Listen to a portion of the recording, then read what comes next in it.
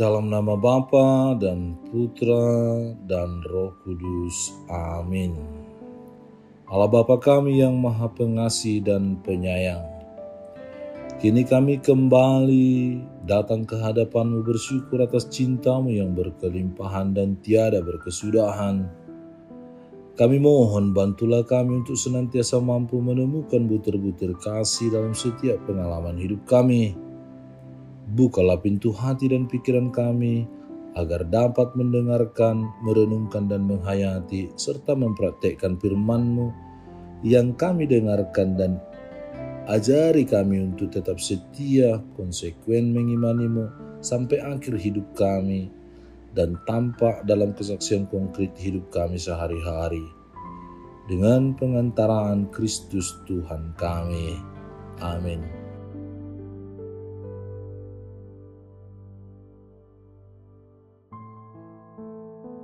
Tuhan bersamamu dan bersama rohmu.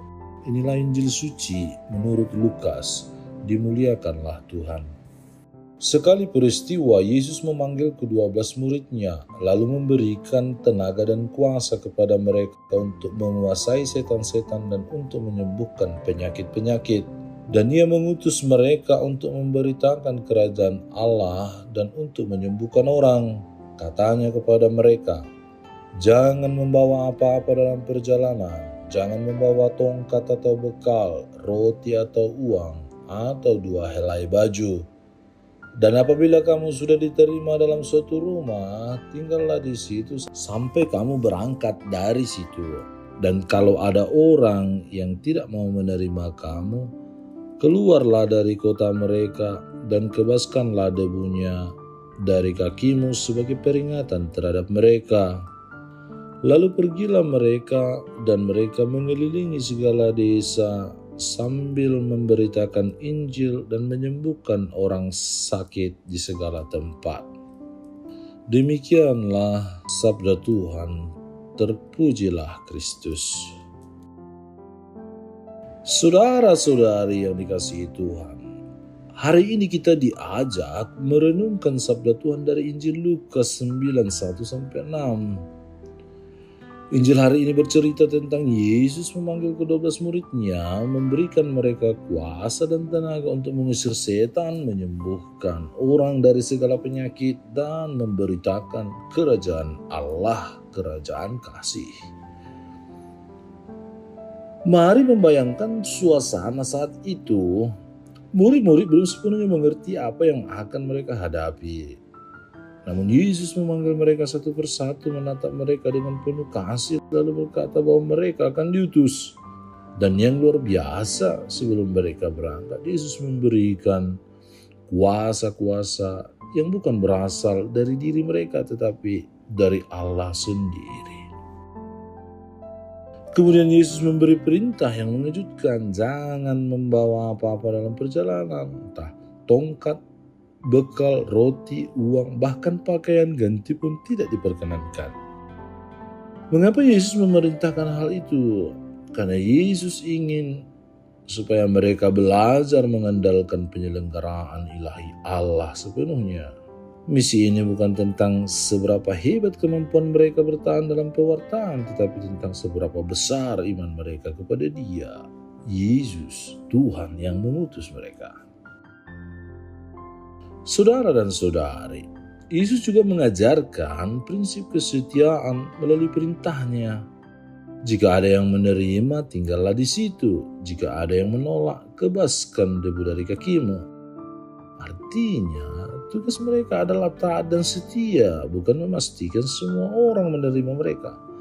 Penolakan bukan tanda kegagalan, melainkan bagian dari perjalanan, pengalaman, tugas karya dan pelayanan. Akhirnya para murid pergi.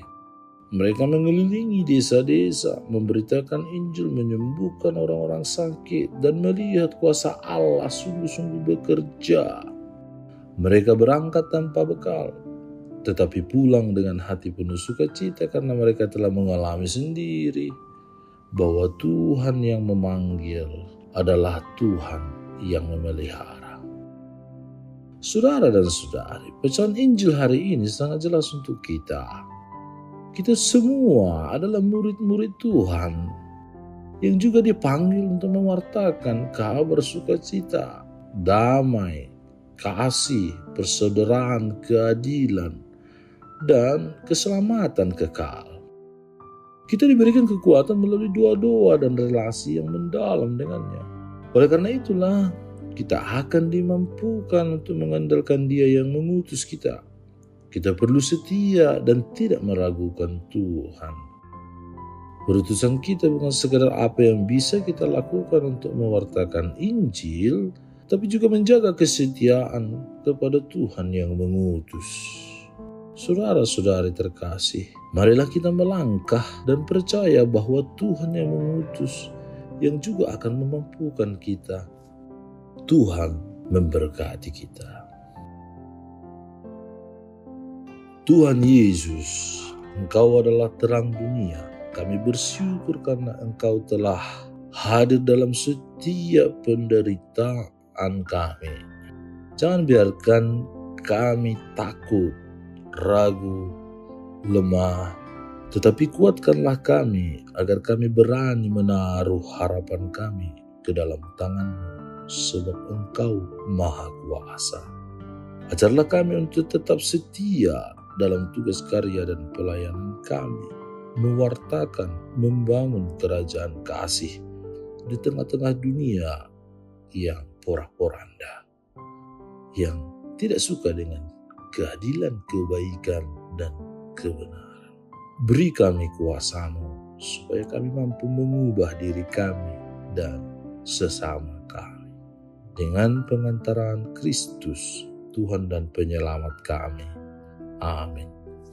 Tuhan bersamamu dan bersama roh-Mu. Semoga saudara sekalian dilindungi, dibimbing, dan diberkati oleh Allah yang Maha Kuasa, Bapa dan Putra dan Roh Kudus. Amin. Allah Bapa kami, penuntun kehidupan, Engkau telah menuntun Abraham menuju tanah terjanji. Engkau juga menuntun bangsa Israel menuju tanah Yerusalem melalui tangan Musa. Kini kami umat-Mu keuskupan Padang sedang berjalan bersama dalam sinode kefikepan menuju keselamatan yang Engkau janjikan dalam diri Putra-Mu Yesus Kristus. Tuntunlah peziarahan hidup kami dengan kuasa Roh Kudus-Mu, agar kami tetap tabah, sabar dan setia menghadapi kesulitan dan tantangan hidup. Bimbinglah kami supaya mampu berjalan bersama, saling meneguhkan dalam iman, harapan, dan kasih. Bunda Maria, doakanlah kami putra-putrimu sepanjang sinode kefikepan ini berlangsung. Ya Bapa, Engkau kami sembah dan muliakan, kini dan sepanjang masa. Amin.